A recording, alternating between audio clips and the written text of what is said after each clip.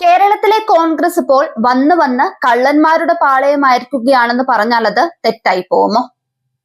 പക്ഷെ അവർ ചെയ്തു കൂട്ടുന്ന പ്രവൃത്തികൾക്ക് ഒരു സർട്ടിഫിക്കറ്റ് കൊടുക്കാൻ പറഞ്ഞാൽ അതിൽ കളം നിറയാൻ പോകുന്നത് അവരുടെ നെഗറ്റീവ് സൈഡുകൾ കൊണ്ടായിരിക്കും.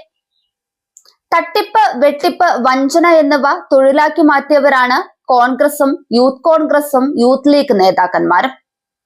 ഇവരുടെ തനി സ്വഭാവം പുറത്തു വന്ന കൃത്യമായ കാലയളവായിരുന്നു ചൂരൽമല മുണ്ടക്കൈ ദുരന്തം കഴിഞ്ഞുള്ള മാസങ്ങൾ.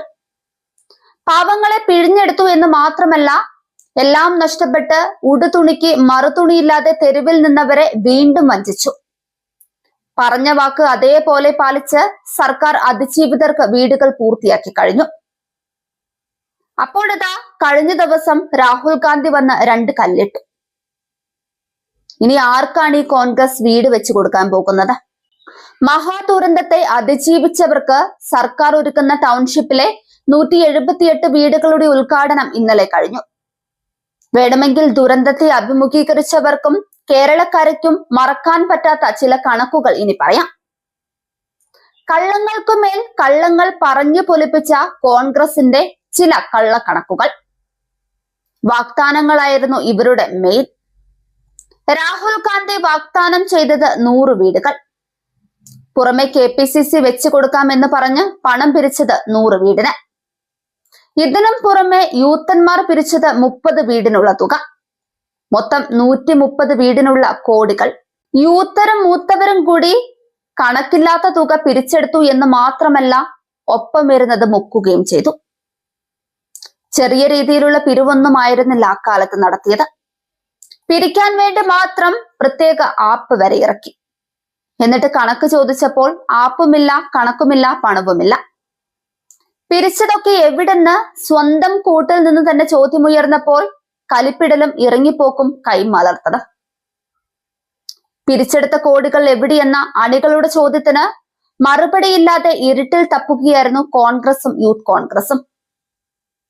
ആലപ്പുഴയിൽ നടന്ന യൂത്ത് കോൺഗ്രസിന്റെ പഠന ക്യാമ്പിലായിരുന്നു നേതൃത്വത്തെ ചോദ്യം ചെയ്ത് പ്രവർത്തകർ ആദ്യം തലപൊക്കിയത്. 88 ലക്ഷം രൂപയാണ് പിരിച്ചതെന്നും അക്കൗണ്ടിൽ ഭദ്രമാണെന്നും വെപ്രാളത്തിലായ നേതാക്കൾ എന്ന് വീമ്പ് പറഞ്ഞ് മുഖം രക്ഷിക്കാൻ നോക്കി. പക്ഷെ കണക്കുകളും കൃത്യമായില്ല. യൂത്ത് കോൺഗ്രസിന്റെ വിവിധ മണ്ഡലം കമ്മിറ്റികൾ സംസ്ഥാന കമ്മിറ്റിക്ക് നൽകിയ തുക കണക്ക് കൂട്ടുമ്പോൾ രാഹുലിന്റെ വാദം വ്യാജമാണെന്ന് വ്യക്തം. മുണ്ടക്കൈയിൽ 8 ലക്ഷം രൂപയുടെ 30 വീട് നിർമ്മിക്കാൻ സംസ്ഥാന കമ്മിറ്റി പിരിച്ചെടുക്കുന്ന 2.4 കോടി രൂപയും സ്പോൺസർഷിപ്പ് തുകയും ഉപയോഗിക്കുമെന്നായിരുന്നു യൂത്ത് കോൺഗ്രസിന്റെ പ്രഖ്യാപനം. ഒരു മണ്ഡലം കമ്മിറ്റി 2 ലക്ഷം രൂപ പിരിച്ചെടുക്കണമെന്ന് സംസ്ഥാന നേതൃത്വവും നിർദ്ദേശിച്ചു. പണം പിരിച്ചു തരാത്ത നിയോജക മണ്ഡലം പ്രസിഡന്റുമാരെ മാറ്റുമെന്നും പ്രത്യേകം പറഞ്ഞിരുന്നു. അതുകൊണ്ട് തന്നെ ഭൂരിപക്ഷം കമ്മിറ്റികളും പണം നൽകി. ചില കമ്മിറ്റികൾ നിർദ്ദേശിച്ചതിന്റെ ഇരട്ടിയിലധികം തുക പിരിച്ചു. Kozhikode south assembly committee biryani ചലഞ്ചിലൂടെ 4.34 ലക്ഷമാണ് പിരിച്ചുകൊടുത്തത്. കുറ്റ്യാടി മണ്ഡലം കമ്മിറ്റി 3.5 ലക്ഷം രൂപയും വടകര മണ്ഡലം കമ്മിറ്റി 2.55 ലക്ഷം രൂപയും പിരിച്ചെടുത്തു. ഇരിക്കൂർ, തളിപ്പറമ്പ് മണ്ഡലം കമ്മിറ്റികൾ 2.5 ലക്ഷം രൂപ വീതമാണ് പിരിച്ചത്. ഈ 5 കമ്മിറ്റികൾ മാത്രം നൽകിയ തുക കണക്ക് കൂട്ടുമ്പോൾ തന്നെ 15 ലക്ഷം രൂപ വരും. അങ്ങനെ 140 മണ്ഡലം കമ്മിറ്റികൾ ശരാശരി 2.5 ലക്ഷം രൂപ പിരിച്ചെടുത്താൽ 3.5 കോടി രൂപ കവിയും. ഇതിനു പുറമെ KSU ഉൾപ്പെടെയുള്ള മറ്റ് സംഘടനകൾ വഴിയും തകൃതിയായി പിരിവ് നടന്നു. അടൂരിൽ KSU പ്രവർത്തകർ 2 ലക്ഷം രൂപ നൽകിയ വിവരം സംസ്ഥാന പ്രസിഡന്റ് തന്നെ സോഷ്യൽ മീഡിയയിലൂടെ പുറത്തുവിട്ടതാണ്. ഇത്തരത്തിൽ 5 കോടി രൂപയെങ്കിലും സംസ്ഥാന കമ്മിറ്റി പിരിച്ചെടുത്തതായാണ് വിവരം. ഇത്രയേറെ തുക പിരിച്ചെടുത്തിട്ടും മുണ്ടക്കൈയിൽ ഒരു വീടിനുള്ള കല്ല് പോലും ഇടാൻ കോൺഗ്രസിന് പറ്റിയില്ല.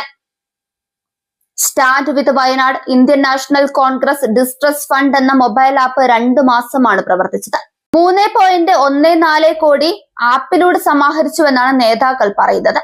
ഇതും പോരാതെ കാട്ടാന ശല്യം ഉള്ളിടത്ത് സ്ഥലം വാങ്ങിയതും ഇല്ലാത്ത പ്ലാനിട്ട് കാണിച്ചും ആ ജനങ്ങളെ കോൺഗ്രസ് പിന്നെയും പറ്റിച്ചു.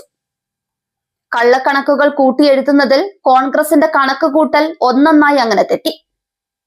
എന്താണ് ഭരണമെന്നും ജനങ്ങൾ എന്തുകൊണ്ട് ഇടത് സർക്കാരിന്റെ തുടർച്ച ആഗ്രഹിക്കുന്നുവെന്നും ഇന്ന് ആ നാട്ടിലെ മനുഷ്യരുടെ മുഖത്ത് വിരിയുന്ന ചിരിയിൽ നിന്ന് വ്യക്തമാണ്.